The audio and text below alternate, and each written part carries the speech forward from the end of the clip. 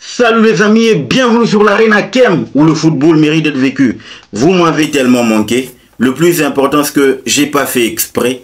Il y a en tout cas l'insécurité dans la périphérie dans laquelle je suis en train de réaliser cette vidéo. Et tout au long de la vidéo, vous allez remarquer qu'il y a des vuvuzela là, ça et là. Ça veut dire qu'il y a en tout cas les personnes de bonne volonté qui essaient tant soit peu de pouvoir en tout cas sécuriser la périphérie. Mais le plus important c'est que il y a un Chelsea Southampton qui a commencé aujourd'hui. On a eu droit à un récital. Chelsea Southampton 4-0. La malédiction est brisée, mais on va décortiquer. Bien avant que je ne puisse développer cette vidéo, commence par t'abonner, liker, partager la chaîne, car le plus important c'est que nous soyons 10 000 abonnés sur cette chaîne. Tant soit peu, malgré en tout cas les difficultés, on essaie quand même de pouvoir vous servir. Let's go pour le débrief. Les amis, avant que nous puissions commencer par le débrief, il faut savoir que cet après-midi, avant match, il y a eu manifestation de mécontentement ou encore marche pour mécontentement dans le camp des supporters de Chelsea. Le message était clair, on n'est pas Arsenal, on est Chelsea. Soit on gagne, soit en tout cas vous foutez la paix. Le plus important c'est que vous remettez l'équipe de Chelsea sur le rail. Parce que ce qu'on veut c'est que cette politique des jeunes, c'est bien, mais on n'est pas en tout cas un centre d'encadrement de la jeunesse. On est Chelsea, on doit gagner. C'est le plus important. C'est le message qu'on a fait en tout cas comprendre au board de Chelsea. J'ose croire que cette manifestation va aboutir à quelque chose. Pourquoi pas arriver à faire réfléchir le board sur la politique de recrutement, la politique de gestion, revenir au modèle qui fonctionnait. C'est ce qu'on demande, c'est le plus important pour nous. Maintenant, dans le vif du sujet, Chelsea qui a en tout cas eu à croiser Southampton, il n'y a pas eu débat. Déjà qu'on savait que soit c'est Chelsea qui jouait, en tout cas, l'adversaire le plus faible, soit c'est Chelsea qui était faible mais qui a rencontré l'adversaire qui l'était encore plus. Parce que on a compris que depuis le début de la rencontre, parce que le match a commencé de manière contrôlée. Chelsea a essayé de faire circuler la balle. C'est le plus important parce qu'on a compris que dans cette circonscription-là, ces joueurs, en tout cas, ils se sont transcendés. Ils ont compris qu'il fallait, en tout cas, repartir avec la victoire. Qu'il fallait repartir avec la victoire. C'était très important de revers. Parce que vous savez, Chelsea n'a plus gagné autant de matchs. C'est 2 victoires lors des 7 derniers matchs. Il fallait laver l'affront. Et aujourd'hui, on a fait, Chelsea a lavé, en tout cas, a mouillé le maillot. 4-0. Je me suis dit, là, ça y est, on peut quand même partir de cette victoire pour essayer de sauver la saison. Ça passe par une très bonne performance. Ça passe, en tout cas, par réorganiser l'équipe. Parce que oui, en termes de prestations individuelles, il y a des garçons qui titubent encore. À l'instar de Jorgensen, commençons par lui. Lui, en tout cas, il a rendu une très bonne copie, mais seulement le début du match n'était pas fameux. Il était en train de cogiter encore et encore et encore. Il se cherchait au fait. C'est pour ça qu'il a été moins rassurant dans le début de la partie. Il a en tout cas donné cette sensation-là qu'il a encore les séquelles de la bourde qu'il a commise face à Aston Villa.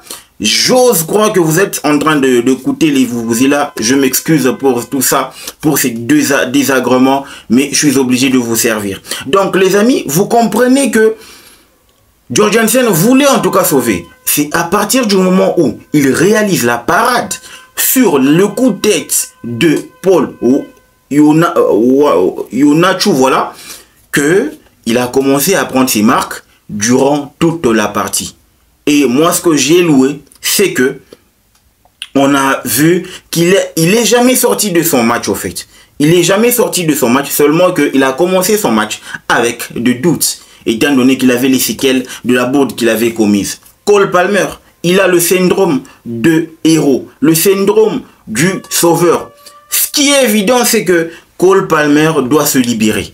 tout repose maintenant sur Cole Palmer. Ça veut dire que la tâche va être de plus en plus difficile pour lui. Et moi, ce que je tiens à rappeler, en tout cas à Cole Palmer, c'est que, vous savez, c'est là qu'on voit le top player et le joueur qui doivent s'améliorer. Et Cole Palmer fait partie des joueurs qui doivent s'améliorer encore et encore et encore.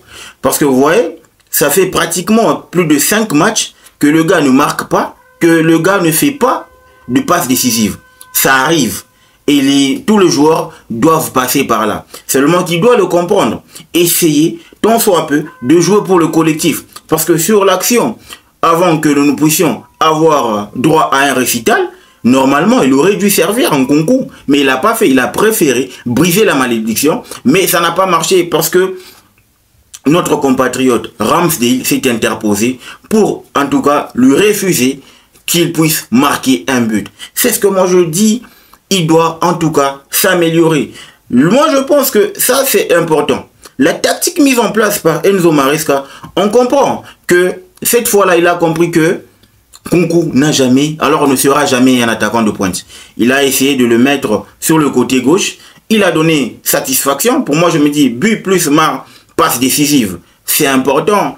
Et il faut aussi noter la bonne prestation de ce dernier. Parce qu'aujourd'hui, c'est quand même montré dans le match, il s'est quand même montré dans la partie pour dire qu'il faut aussi qu'on compte sur lui. Pedro Neto, c'est top aussi. But plus passe décisive. Donc moi je pense que le point positif c'est que Maresca commence à comprendre.